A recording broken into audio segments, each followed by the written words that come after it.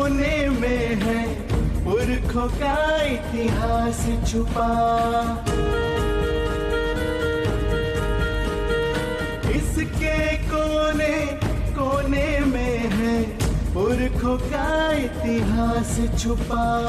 इसकी छत में बाप का साया, माँ की गोदी सागन।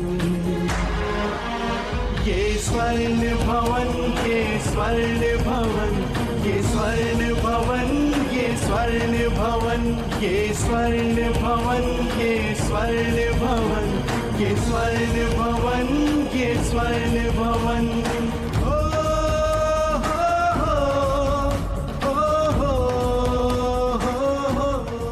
आज स्वर्ण भवन को 100 साल हो गए। आपकी इस धरोहर की मान मर्यादा, शान और शौकत, आन बान को हम इसी तरह बरकरार रखें, आगे बढ़ाएं।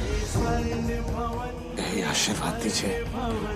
ये स्वर्ण भवन, ये स्वर्ण भवन, ये स्वर्ण भवन, ये स्वर्ण भवन, ये स्वर्ण भवन, ये स्वर्ण भवन। पूरा एपिसोड देखिए ZEE5 पर।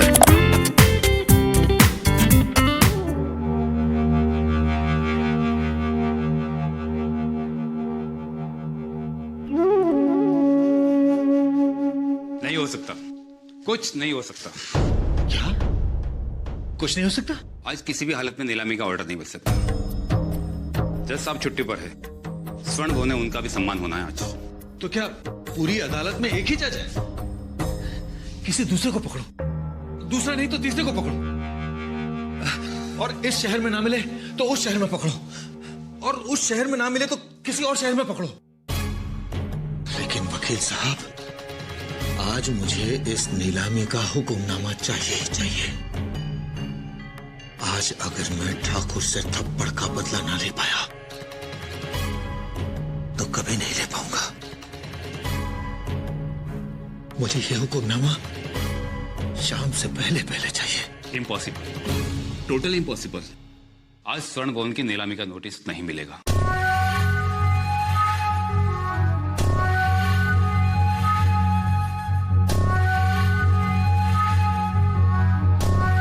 दीदी, आपके वो आ गए और आपके वो भी आ गई हैं। सुंदरी, कौन वो आ गए और कौन वो भी आ गई है? अब आभा दीदी के ससुर और सास। लगता है आज वो बात होगी जो फोन पे नहीं हो पाई थी। चल जल्दी चल, सब नीचे इंतजार कर रहे होंगे। सब हो गया ना? दीदी, हमें आपसे कुछ बात करनी है।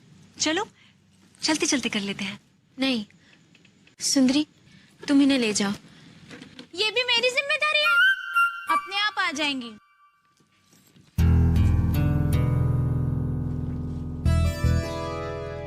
क्या बात है आभा? दीदी, विक्रम जी ने तो हमसे अपनी दिल की सारी बातें कह दी। हम भी उनसे कुछ कहना चाहते हैं। शादी के बाद तुझे ही कहना है और उस बेचारे को सिर्फ सुनना है। चल अब जल्दी चल, पिताजी राह देख रहे होंगे। दीदी, हमें एक बार उनसे अकेले में मिलवा दीजिए। आभा, तुम्हें विक्रम से अकेले में मिलना है और वो भी सगाई से पहले? ये कैसे हो सकता है आभा? कैसे भी कर दीजिए दीदी, हमारा उनसे मिलना और उन्हें कुछ बताना बहुत जरूरी है। ऐसी क्या बात है जो तुम मुझे? हम आपको भी बता देंगे, पर अभी हमारे पास वक्त नहीं है। दीदी, आप नीचे जाइए और हमारी और उनकी मुलाकात का कोई प्रबंध कर दीजिए। अगर हम आपके साथ चलेंगे तो मुलाकात नहीं हो सकती, हम 100 लोगों के बीच घिर जाएंगे।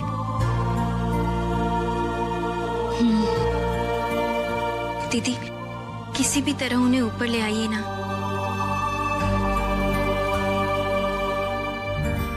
जूते यहाँ उतार दीजिए और आगे आकर प्रणाम कीजिए।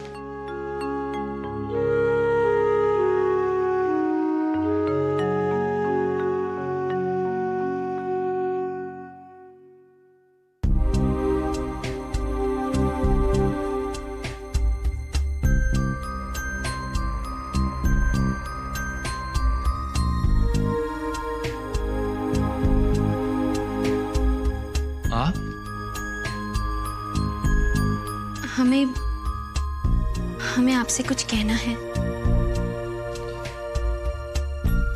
कहिए। आपके साथ सगाई करने से पहले हमारी एक शर्त है। शर्त? क्या?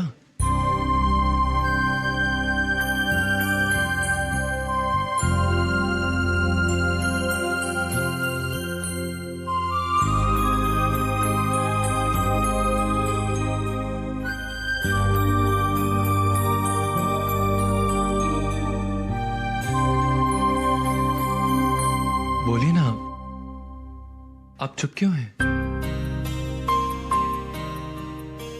सोच रहे हैं अगर आपको हमारी शर्त मंजूर न हुई तो? राम ने भी सीता को पाने से पहले जनक की शर्त पूरी की थी।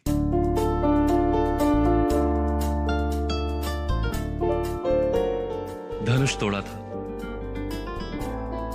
अब मैं भी ठाकुर साहब की सभा में आ ही गया हूं तो इस स्वयंवर के लिए हर शर्त मानने को तैयार हूं। आप बेझिझक बोलिए।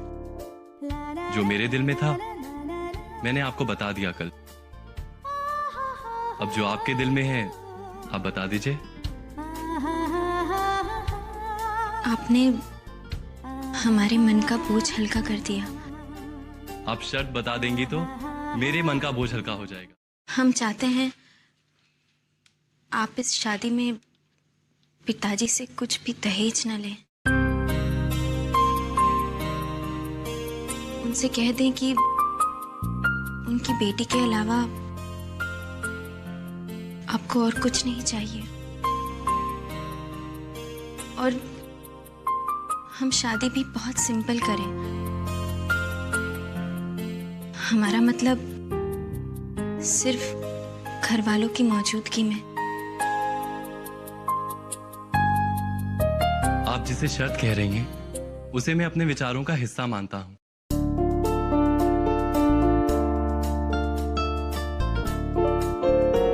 मैं तो खुद यही चाहता हूं कि शादी सिंपल तरीके से हो। घर के कुछ लोग हों और बहुत सा प्यार और आशीर्वाद हो। धन्यवाद। धन्यवाद कहकर पराया मत बनाइए।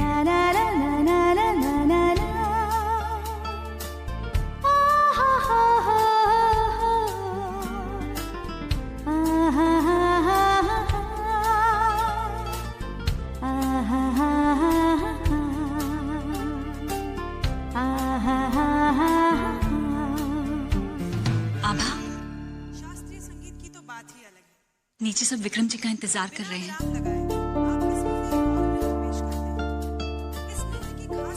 जल्दी मिलता हूँ। इतिहास में नहीं हुआ जरूरी नहीं कि भविष्य में भी ना हो। देखिए, शेर की मान में घुसना कोई अक्लमंदी नहीं है। अब अगर शेर का शिकार करना है तो शेर की मान में जाना ही पड़ेगा। चिड़ियाघर के दरवाजे पर बैठकर तो ये काम नहीं हो सकता। ये काम आज किसी भी तरह नहीं हो सकता।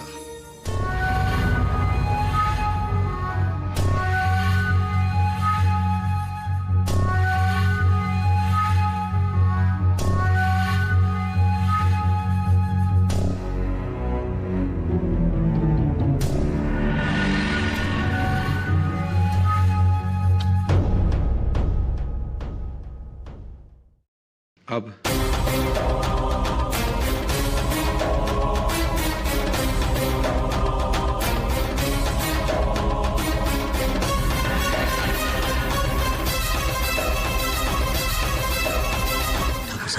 एमएलए साहब आ गए।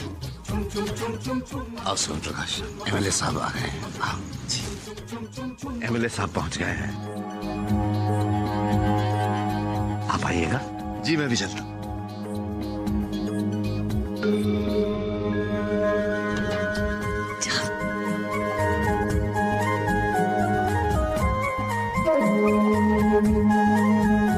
गाना खत्म होते ही महाराज से कहना खाने की तैयारी करें। सगाई का मुहूर्त कब का है? हमारे लिए बेटी की सगाई ही आज का सबसे बड़ा कार्यक्रम है। ये सब खत्म हो जाए फिर सगाई ही होनी है। एमएलए साहब सगाई पर तो रहेंगे ना? ठाकुर साहब के बहुत अच्छे संबंध है एमएलए साहब के साथ, भाई जैसे। लेकिन वो इतने व्यस्त रहते हैं, शायद ना भी रुके। आइए। सुना है एमएलए साहब ने नगर सेवक की बेटी की शादी में 2.5 लाख का शगुन डाला था। मैं किसी तरह कहती हूँ ठकुराइन से, एमएलए के रहते ही सगाई की रस्म भी कर दो।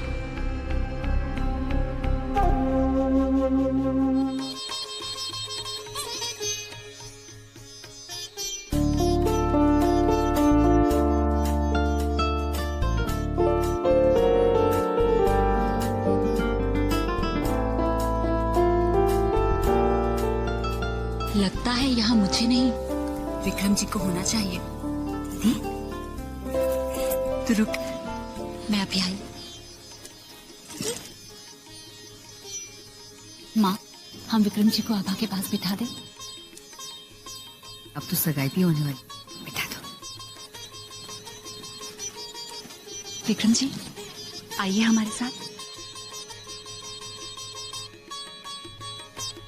आइए।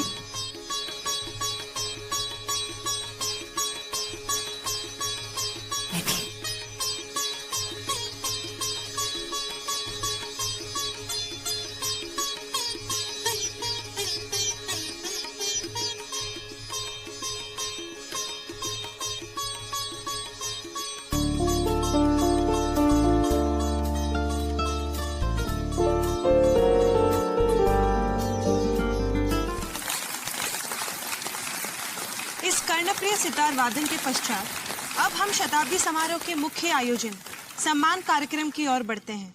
कुछ ही क्षणों में ठाकुर साहब हमारे शहर उज्जैन के 10 आला अफसरों को सम्मानित करेंगे।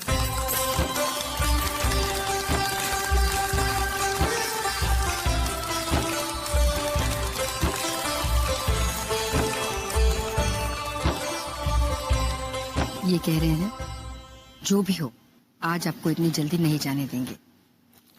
कम से कम एक दिन तो खातिरदारी करने का मौका दीजिए। आप हमें जो इतना सम्मान दे रहे हैं वो हमारे लिए खातिरदारी से बढ़कर है समझा जी। वो क्या है कि कल इन्हें अपने स्टेट के दौरे पे जाना है, तो सुबह सुबह निकलेंगे तभी शाम तक वापस आ पाएंगे। विक्रम के पिताजी को ठाकुर साहब मना लेंगे और फिर एमएलए साहब भी तो रुक रहे हैं सगाई के लिए। हाँ, अरे आपका इतना प्यार देकर तो मुझे हाँ करनी ही पड़ेगी। बस अब अफसरों के सम्मान के बाद सगाई का ही कार्यक्रम। इस शताब्दी समारोह की एक सबसे बड़ी विशेषता इस शहर के आला अफसरों का सम्मान है। सम्मान स्वरूप 1 लाख रुपया, एक शॉल और प्रशंसा पत्र दिया जाएगा।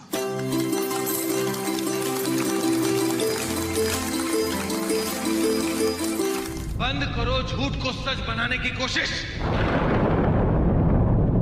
फटी हुई जेब में पैसा होने का नाटक अब और नहीं चलेगा।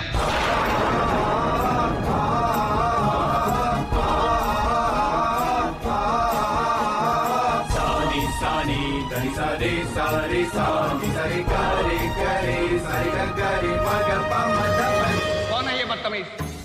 गार्ड निकालो इसे, धक्के मारकर निकालो इसे इसी वक्त। गार्ड! अरे ठहरिए, अरे ठहरिए। एमएलए साहब, आप कानून को हाथ में नहीं ले सकते, क्योंकि कानून फैसला कर चुका है कि कौन इस भवन से निकलेगा और कौन रहेगा।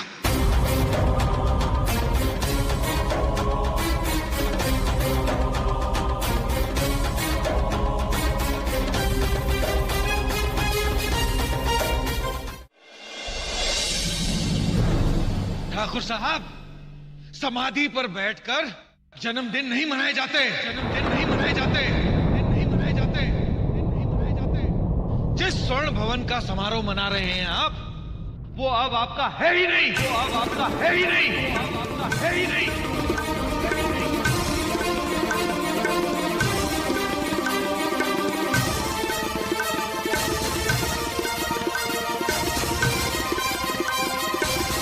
मुझ मुझसे करोड़ों रुपए उधार लेकर धन्यवाद करने की बजाय थप्पड़ मारने की सजा है ये।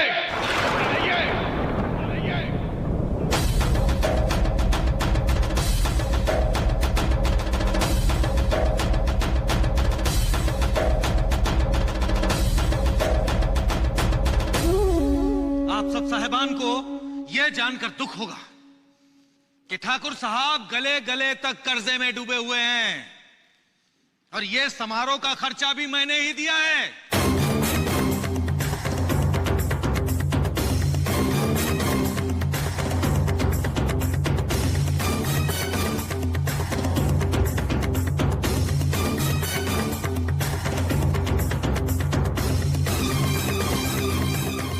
आपने जो खाया है और जो खाएंगे वो एक कर्जदार का निवाला है।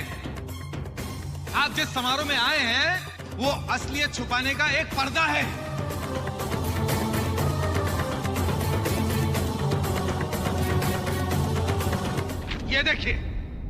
ये देखिए अदालत का हुक्मनामा।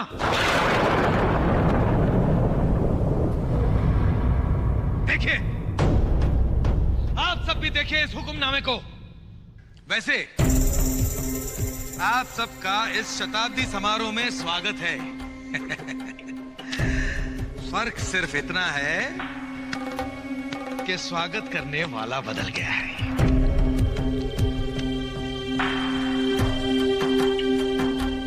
अब आपकी मर्जी है, चाहे तो निवाला आप कर्जदार की तरफ से खाएं या कर्ज देने वाले की तरफ से।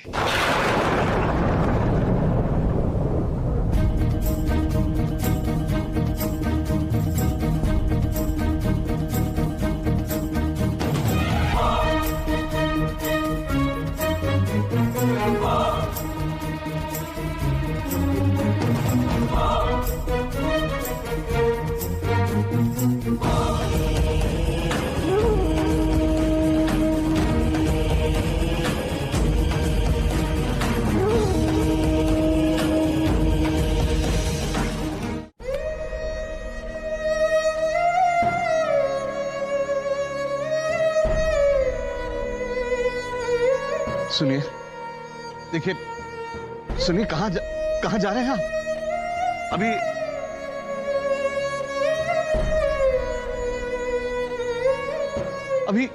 अभी तो सगाई बाकी है। सगाई तक तो रुक जाइए।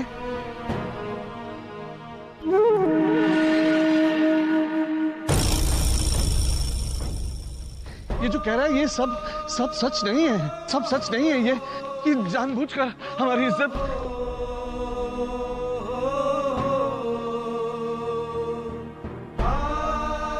देखिए, सगाई हो जाए तो चले जाइएगा आप नहीं जानते हैं कि हमने आपके मान के लिए, सम्मान के लिए, हमने दूर दूर से आप सबकी खातिरदारी के लिए खानसामे महाराज बुलाए हैं हमने। आप हमारी आप सुनिए, हम ये मानते हैं कि हम कर्जे में डूबे हुए हैं, लेकिन हमारे दिल में आपके प्रति जो स्नेह है, जो प्रेम है, वो तो किसी कर्जे में नहीं डूबा। हम आपके आगे हाथ जोड़ते हैं।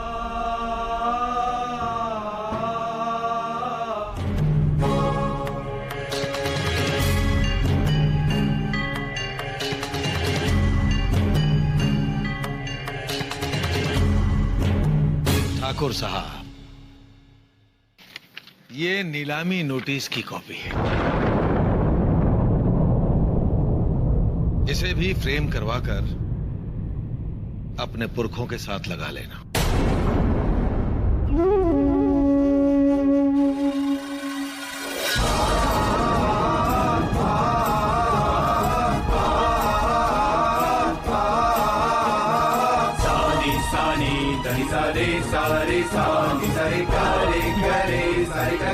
चलिए दीवान साहब।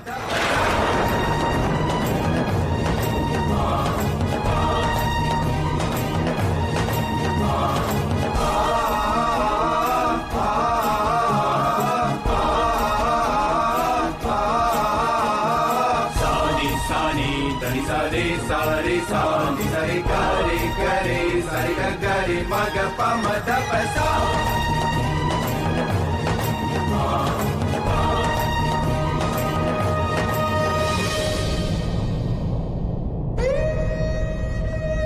कहा था वो कर दिखाया ना दीवान साहब, हाँ? इसे कहते हैं अपनी जुबान पर खरे उतरना। ठाकुर ने मेरे गाल पर तमाचा मारा था और मैंने उसे सबके सामने वहां मारा है जहां किसी को दिखा भी नहीं सकता। ये जंग तो तुम जीते समझो, लेकिन ये मत भूलना कि इस जंग की योजना मेरी थी। तुम सिर्फ सेनापति थे। हाँ हाँ दीवान साहब, मुझे सेनापति कहकर अपने आप को राजा समझने का सुख प्राप्त कर रहे हैं आप, हैं? करिए करिए करिए दीवान साहब। जो सुख आपके हिस्से में, उसे आपसे कोई नहीं छीन सकता, और जो दुख आपकी किस्मत में है, उसे और कोई दूसरा भोग नहीं सकता। हाँ, ये मैं नहीं कहता, वेदों में लिखा है।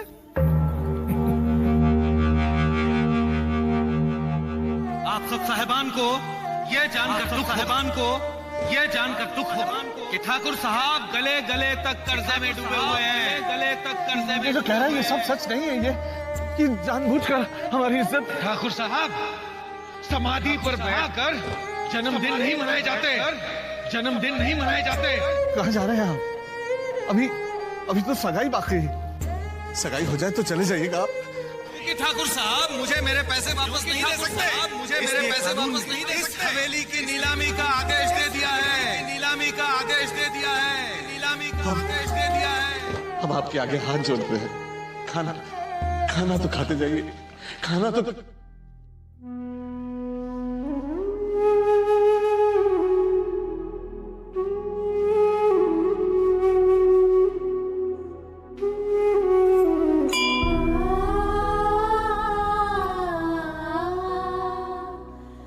हम आपसे कुछ नहीं मांगना चाहते, बस इतनी शक्ति देना कि हम अपने पिताजी का सहारा बन सके।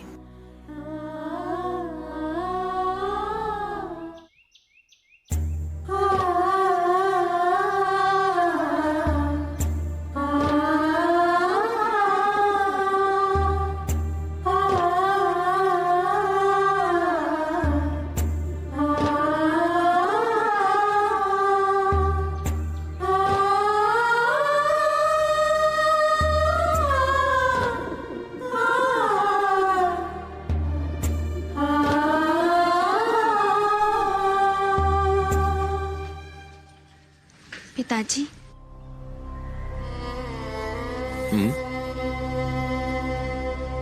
चलिए नाश्ता कर लीजिए। आप लोग कर लो बेटा, हमें अभी भूख नहीं है। अगर आप नाश्ता नहीं करेंगे तो अब जिद न करो बाबा,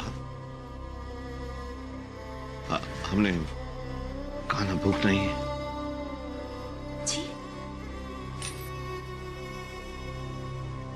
आप रो रहे हैं?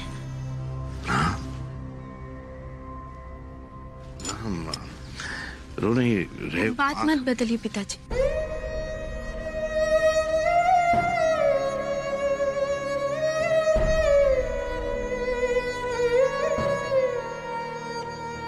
हम जानते हैं बेटा,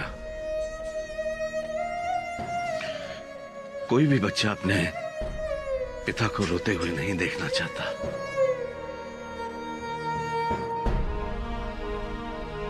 क्योंकि हर बच्चे के लिए उनके पिता एक आदर्श होते हैं, उनकी हर मुश्किल का जवाब होते हैं, हौसला होते हैं। लेकिन आज हमारा हौसला ये सोचकर टूट गया कि हम अपने बच्चों को विरासत में ये स्वर्ण भवन नहीं दे पाए।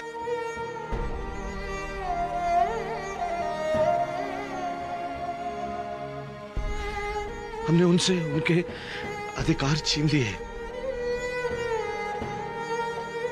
मजबूर कर दिया हमने उन्हें दर दर भटकने के लिए।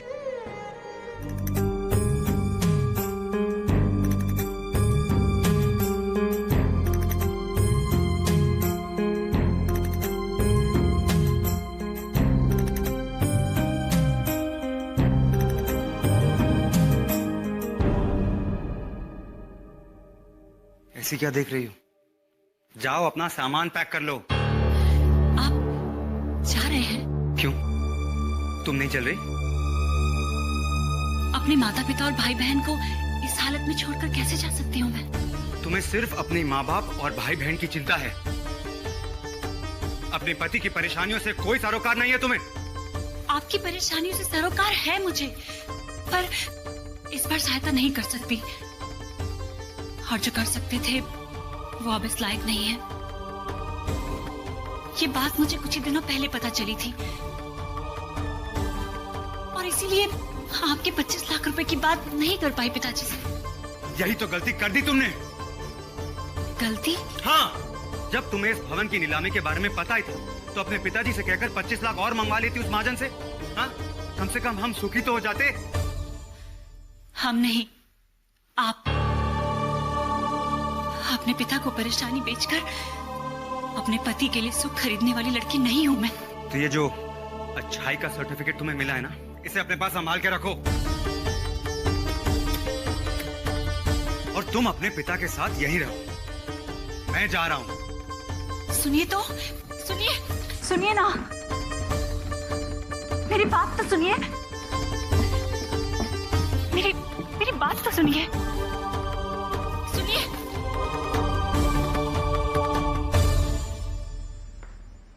समरजीत, आप जा रहे हो बेटा? जाना पड़ेगा पिताजी, लेकिन इस अफसोस के साथ कि मैं आपकी कोई सहायता नहीं कर पाऊंगा।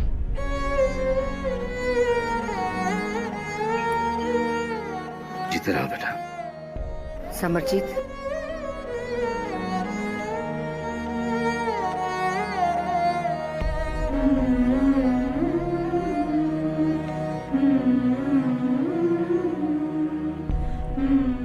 इस बार देने के लिए आशीर्वाद के अलावा सिर्फ प्रसाद है बेटा।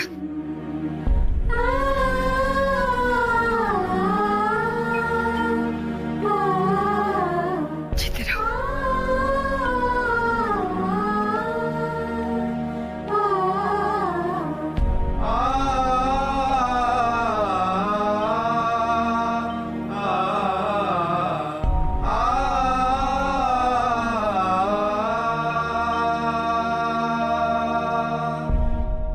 धन्यवाद चंद्रप्रभा, आपने स्वर्ण भवन की परंपरा को टूटने से बचा लिया। समरजीत को खाली हाथ नहीं जाने दिया। पूरा एपिसोड देखिए ZEE5 पर।